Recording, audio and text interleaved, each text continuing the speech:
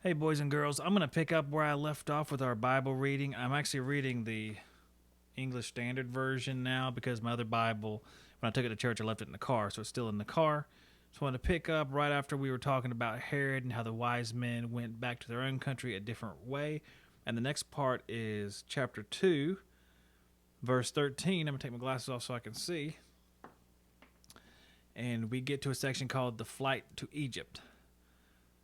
Now, when they had departed, behold, an angel of the Lord appeared to Joseph in a dream and said, Rise, take the child and his mother and flee to Egypt, and remain there until I tell you, for Herod is about to search for the child to destroy him.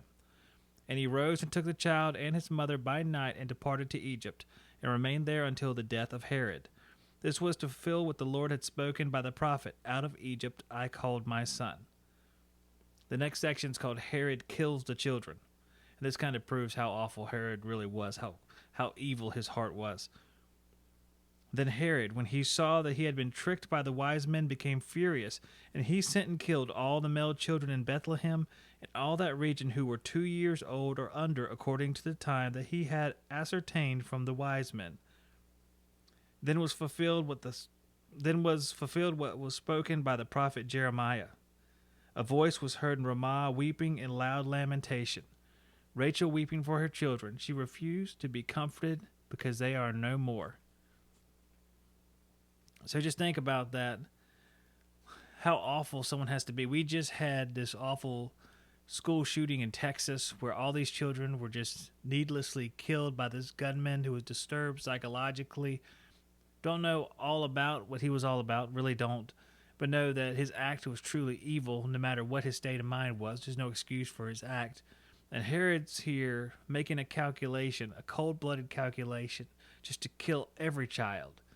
He was so intertwined with his power that he was willing to kill a ton, because every single child except for the one he was looking for, theoretically, was innocent in the way that he was thinking. At least as far as, usurping his throne. None of those children were going to do it. But he killed them anyway, every single last one of them. It just speaks to how we get to attach to power, I guess. I'm pretty guilty of this myself. Maybe not in the glaring evil way that Herod was, but still attached to power in little ways and selfish in ways that I'm looking out for myself and not for my family or for others, not doing God's work, but doing what I want for myself. Herod did a truly evil act, and his life eventually came to a bad end. Those of you who are listening to this, your life is still going, and you're making decisions on a daily basis and have the ability to change what you do and adapt and listen to the words that I'm reading here. And I listen to them too and try to take them to heart and learn more about Jesus and what he would want from us and what he really meant for us. So that's what we're going to get into as time goes by. I'll read the next section when we come back next time. This was Matthew chapter 2, verses 13 through, 13 through 18 looks like, and we'll pick up on 19 when I see you guys again.